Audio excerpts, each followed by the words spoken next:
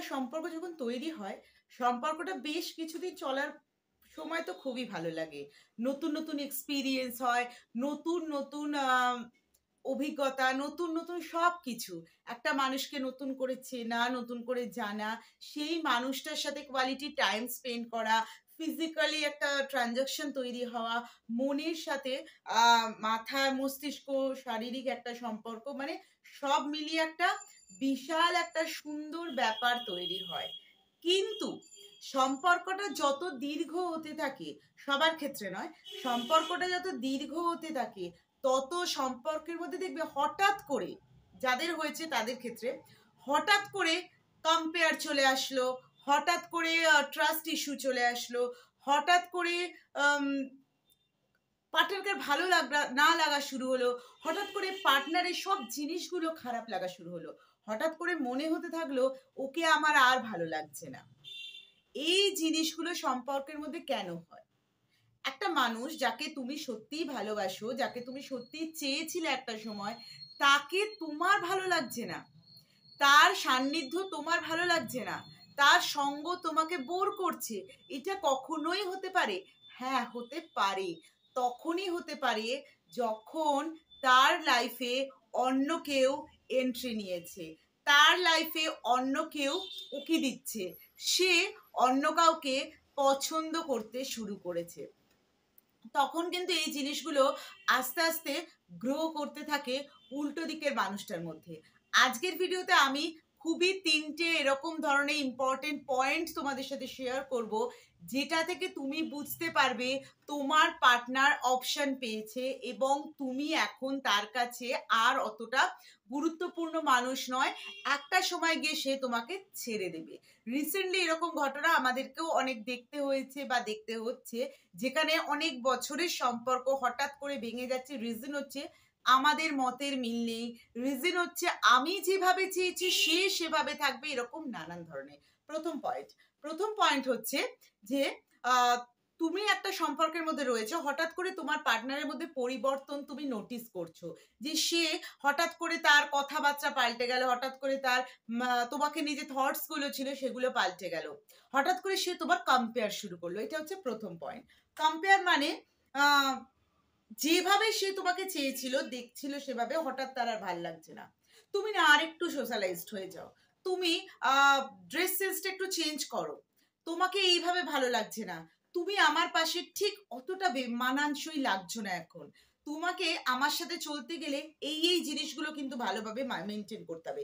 প্রথমে বলবে মুখে, তারপরে আহ বিহেভিয়ারে বোঝাবে, তারপরে ইগনোর করবে।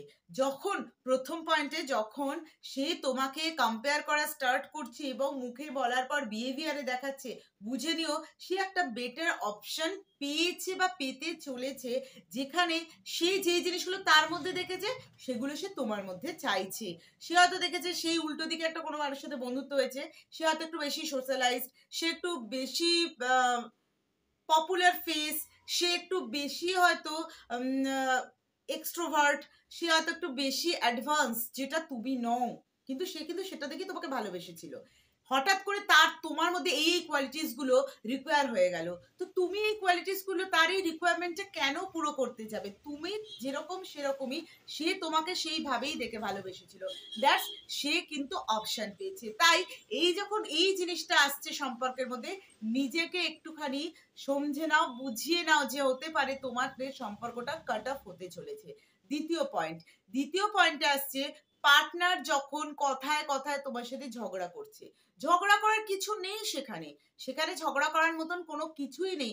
হঠাৎ করে সে কোনো একটা টপিক তুলে নিয়ে এসে তোমার সাথে ঝগড়া করা শুরু করে দিল, হঠাৎ করে ছোট ছোট ইস্যু নিয়ে তোমাদের মধ্যে একটা ঝামেলা শুরু হলো। তুমি যত চেষ্টা করছো সেই ইস্যুগুলোকে কাটিয়ে দিতে, যত চেষ্টা করছো সেই জিনিসগুলোর থেকে ইগনোর করতে, অ্যাভয়েড করতে, সে খুঁচিয়ে খুঁচিয়ে সেগুলো বার করছে, যাতে তুমি ফ্রাস্ট্রেটেড হয়ে যাও, হয়ে গিয়ে সম্পর্কটা থেকে বেরিয়ে যাও। সে তোমায় ডাইরেক্ট বলবে না।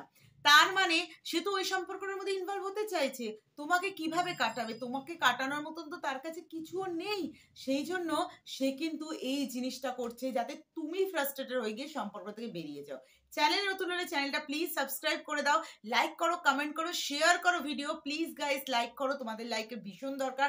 Relationship regarding any personal queries থাকলে সেটা আমাকে ফেসবুক বিপাশা রাহা মুখার্জি পেজ বং পেন্সিল এখানে মেসেজ করতে পারো। 3 নম্বর পয়েন্ট হচ্ছে যখন সে অপশন পাবে তখন কিন্তু তোমাকে সময় দেওয়া বন্ধ করে দেবে। Very important point. ভালোবাসার ক্ষেত্রে, সম্পর্কের ক্ষেত্রে, রিলেশনশিপের ক্ষেত্রে সময় দেওয়া ভীষণ দরকার। যখনই সে সময় পাবে তোমাকে কল করবে, যখনই সে সময় পাবে তোমাকে মেসেজ করবে, যখনই সে সময় পাবে তোমার সাথে দেখা করতে চলে আসবে। যখন দেখছো যখনই সে সময় পাচ্ছে অন্য কলে বিজি, মেসেজে রিপ্লাই পাচ্ছ না, বা দেখা করতে চাইলে সে বাহানা দিচ্ছে আজকে না আমি একটু ব্যস্ত আছি, আজকে আমার একটা কাজ পড়ে গেছে, তখন বুঝে নিও সেই মানুষটা কিন্তু অপশন পেতে চলেছে বা পেয়েছে বা নতুন কোনো ফ্রেন্ড হয়েছে, যার জন্য সে তোমাকে এইভাবে কাটাচ্ছে। প্রথমে বাহানা দেবে, দ্বিতীয়ত মানে প্রথমে কি করবে, তোমাকে বাহানা দেবে না আজকে না সময় নেই বা আমি আজকে ঘুমিয়ে পড়েছিলাম এক্সেট্রা এক্সেট্রা। তারপরে কি করবে, যখন দেখছে বাহানাগুলো পুরনো হয়ে যাচ্ছে তখন সে কি করবে, তোমার সাথে ঝগড়া করবে। দেখতে পাচ্ছ না বা দেখতে পাচ্ছিস না, আমার হাতে এখন সময় নেই, আমি এখন ব্যস্ত, আমার কাজের চাপ এক্সেট্রা এক্সেট্রা এগুলো বলবে। আর লাস্টে গিয়ে যখন দেখবে এটাও পুরনো হয়ে গেছে, সিম্পলি ইগনোর করবে। তো এই জিনিসগুলো যদি পার্টনারের মধ্যে দেখতে পাও, নিজের মনকে বোঝাও যে না আমি এবার হয়তো সম্পর্ক থেকে আমার বেরিয়ে যাওয়ার সময় এসছে। চেষ্টা করো কোথাও থেকে খবর নেওয়ার, খোঁজ নেওয়ার। যদি জানতে পারো যে হ্যাঁ তোমার ভাবনাটাই সত্যি, নিজের সেলফ রেসপেক্ট রেখে তার সাথে কথা বলে ডিরেক্ট বেরিয়ে এসো।